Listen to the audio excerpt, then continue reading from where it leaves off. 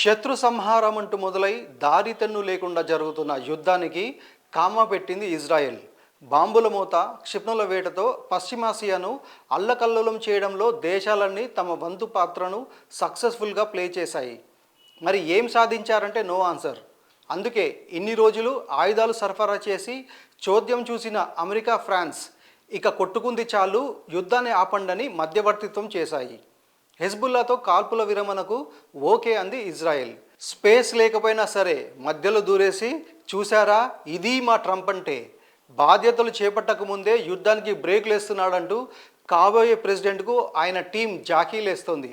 అసలు ఇజ్రాయెల్ సడన్గా యూటర్న్ ఎందుకు తీసుకుంది? ప్రపంచ దేశాల ఒత్తిడికి తలొగ్గిందా, లేక హెజ్బుల్లాను సైడ్ చేసి హమాస్, ఇరాన్ టార్గెట్ చేయనుందా? అసలు మధ్యలో ట్రంప్ పాత్ర ఏంటి?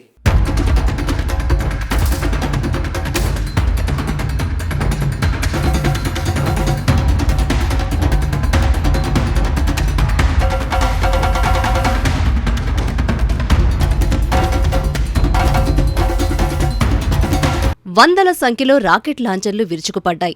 వేల సంఖ్యలో దూసుకొచ్చి క్షిపణులు చేసిన విధ్వంసం అంతా ఇంతా కాదు. ఎటు చూసినా కూలిపోయి కాలిపోయిన భవనాలు, ఇళ్ళు, మాడి మసైపోయిన ప్రకృతి. ఏ క్షణం ఎవరి ప్రాణం పోతుందో, ఏ బాంబు మీద పడి ఎంత విధ్వంసం జరుగుతుందో తెలియని, గ్యారంటీ లేని బతుకులైపోయాయి. వేల మంది అమాయకులు బలైపోయారు. లక్షల మంది నిరాశ్రయులయ్యారు. ప్రాణం అరచేతిలో పెట్టుకుని దేశం విడిచిపోయిన వాళ్లెందరో. అరణ్య రోదన, శ్మశాన నిర్వేదం లాంటి మాటలు చాలవు యుద్ధం పేరుతో జరిగిన విధ్వంసాన్ని వర్ణించడానికి. దాదాపు సంవత్సరం పైగా ఇదే పరిస్థితి పశ్చిమాసియాలో.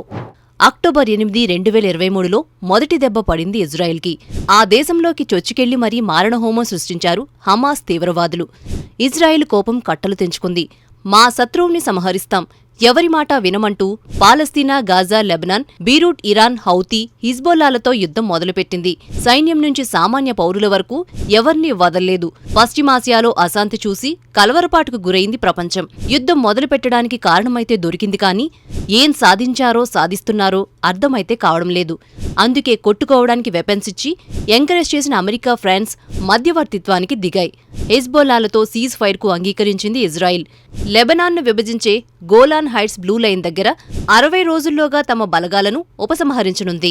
హిజ్బొల్లా కార్యకర్తల స్థానంలో లెబనాన్ ఆర్మీ బాధ్యతలు చేపట్టాలని షరతుకు ఓకే చెప్పింది హెజ్బొల్లా. ఈ ఒప్పందంతో లాంగ్ బ్రేక్ తీసుకుంది లెబనాన్. ఎందుకంటే ఇజ్రాయెల్ టార్గెట్ పాలస్తీనా, హమాస్ అయినా బలైంది మాత్రం లెబనానే. హెజ్బొల్లాను లక్ష్యంగా చేసుకోవడం ఆ దేశానికి శాపంగా మారింది. ఇజ్రాయెల్ లెబనాన్పై 14,000 దాడులు చేయగా హెజ్బొల్లా 2,000 అటాక్స్ చేసింది. సుమారు 4,000 మంది చనిపోయారు. $850 కోట్ల ఆస్తినష్టం జరిగిందని అంచనా. కనీసం 1,00,000 ఇళ్లు ధ్వంసమయ్యాయి. ఇజ్రాయిల్లో దాదాపు 5,683 ఎకరాల్లోని పంట, చెట్లు అగ్నికి ఆహుతవుగా లెబనాన్ నుంచి సుమారు 12 లక్షల మంది వలస వెళ్లిపోయారు.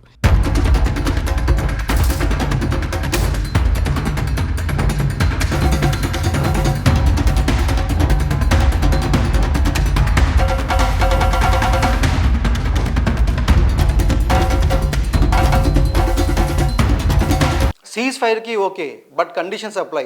కాల్పుల విరమణ ఎంతకాలం ఉంటుందనేది మీ చేతుల్లోనే ఉంది. ఏ మాత్రం తేడా వచ్చినా ఇప్పుడు జరిగిన దానికి డబుల్ తిరిగి ఇవ్వడం ఖాయం. ఆపై మీ ఇష్టం.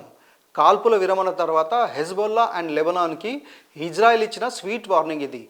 అసలు ఇన్నాళ్ళు ఎవరిని చెప్పినా చెవికెక్కించుకొని ఇజ్రాయెల్ ఇప్పుడు ఎందుకు మనసు మార్చుకుంది? అమెరికా, ఫ్రాన్స్ చేసిన మధ్యవర్తిత్వం వల్లే బెంజమిన్ నెతన్యాహు వెనక్కి తగ్గారా, లేక ఇంటర్నేషనల్ అరెస్ట్ వారెంట్లు ఒక స్టెప్ దిగేలా చేశాయా? ఇవేవి కాదంటే ఆ 3 కారణాల వల్లే ఇజ్రాయెల్ కాల్పుల విరమణకు అంగీకరించిందా? అనలిస్టులు మాత్రం ఆ 3 రీజన్సే మెయిన్ రీజన్ అంటున్నారు. ఇంతకీ ఏంటా 3 కారణాలు? బెంజమిన్ నెతన్యాహుని అంతగా ఒత్తిడి చేసిన విషయాలేంటి? ఇజ్రాయెల్ వార్ ఫీల్డ్లోకి దిగి సంవత్సరం దాటేసింది. ఆర్థికంగా ఎంత బలంగా ఉన్న దేశానికైనా ఇంతకాలం యుద్ధమంటే పూడ్చుకోలేని నష్టం వాటిల్లడం ఖాయం. పైగా వార్ వల్ల విధ్వంసం తప్ప ఒరిగేదేమీ ఉండదు. దేశ రక్షణ కోసం మొదట్లో ఆవేశం, ఉద్వేగంతో బరిలోకి దూకినా రోజులు గడిచే కొద్దీ తత్వం బోధపడుతుంటుంది. ఈ విషయం అన్ని దేశాలకు, పాలకులకు తెలుసు. అందుకే సమస్య ఎంత తీవ్రమైనదైనప్పటికీ చర్చలతో పరిష్కారానికే మొగ్గు చూపుతుంటాయి. కానీ తమ ఉనికికే ముప్పు అవుతున్నప్పుడు రంగంలోకి దిగక తప్పదు. ఇజ్రాయెల్ది ఎగ్జాక్ట్గా ఇదే సిచ్యుయేషన్. ముందుకు పోలేదు, వెనక్కి రాలేదన్నట్టు ఇరుక్కుపోయింది. ఇప్పుడు మధ్యవర్తిత్వం రూపంలో అవకాశం రాగానే వెంటనే అందిపుచ్చుకుంది. ఇజ్రాయిల్ లెబనాన్తో సంధికి ఎందుకు అంగీకరించింది? ఒప్పందం వెనక ఉన్న కారణాలేంటి? ఆ 3 రీజన్స్ ఇజ్రాయిల్ కాంప్రమైజ్ అవడానికి ఫోర్స్ చేశాయా? దాదాపు 14 నెలలు గాజా, లెబనాన్లో సాగిస్తోన్న దాడుల కారణంగా భయంకరమైన నష్టాలను చవిచూస్తున్నాయి ఇజ్రాయిల్ బలగాలు. పాలస్తీనాతో మొదలైన ఇజ్రాయిల్ ఫైటింగ్లో Hamas, Hezbollah, Houthi, Syria, Lebanon, Iran ఇలా 1 బై 1 జాయిన్ అవుతూ వచ్చారు.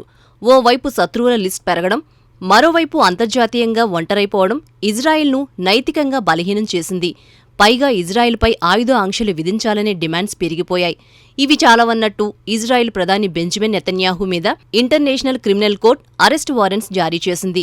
వీటితో పాటు నెతన్యాహు గవర్నమెంట్లో కోల్డ్ వార్ నడుస్తోంది. యుద్ధం నుంచి వెనక్కి తగ్గాలని కొందరు, వద్దు వార్ కంటిన్యూ చేయమని ఇంకొందరు మాటలు యుద్ధం చేసుకుంటున్నారు. వీటన్నింటి మధ్య కాల్పుల విరమణకే సయ్యన్నారు నెతన్యాహు. సీజ్ ఫైర్కు అస్సలు ఒప్పుకోవట్లేదు ఇజ్రాయిల్ ప్రతిపక్షం. అయితే కాల్పుల విరమణ ఒప్పందం ద్వారా హెజ్బొల్లాతో ఫైట్కు బ్రేక్ ఇవ్వచ్చు. దీనివల్ల అణుయుద్ధమని ఎగురుతోన్న ఇరాన్ మీద స్పెషల్ ఫోకస్ పెట్టడానికి కాస్త సమయం దొరుకుతోంది. ఇరాన్ దెబ్బ కొట్టడానికి కావలసిన వ్యూహాలు రచించుకోవచ్చు. అలాగే నెలల తరబడి జరుగుతున్న యుద్ధం వల్ల ఇజ్రాయిల్ ఆయుధ సంపత్తి కరిగిపోయింది. సో ఈ గ్యాప్లో వెపన్స్ మళ్లీ సమకూర్చుకోవచ్చు. ఇక యుద్ధం చేసి అలసిపోయిన సైనికులకు కాస్త విశ్రాంతి కూడా దొరికినట్టవుతోంది. పాలస్తీనా మీద దాడులు ప్రారంభించిన రెండో రోజే హమాస్కి మద్దతుగా హెజ్బొల్లా సీన్లోకి వచ్చింది. అందుకే హెజ్బొల్లాను పక్కకు తోస్తే హమాస్ ఒంటరవుతోంది.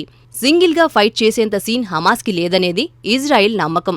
అన్నింటికీ మించి కాల్పుల విరమణ ప్రతిపాదనను అంగీకరిస్తే తాము విజయం సాధించామని చెప్పుకోవడానికి ఇజ్రాయెల్కు మంచి ఛాన్స్ దొరికినట్టే. అందుకే America, France ceasefire deal అంటూ చర్చలు మొదలుపెట్టగానే ఓకే అనేసింది ఇజ్రాయిల్. కాకపోతే జో బైడెన్ ఫ్రాన్స్ రాయబారం చేస్తే ట్రంప్ టీం మాత్రం మేం అధికారంలోకి రాబోతున్నాం కాబట్టి అందరూ యుద్ధాన్ని విరమించడానికి సిద్ధమయ్యారంటూ ప్రకటించి క్రెడిట్ కొట్టేయడం మొదలుపెట్టింది.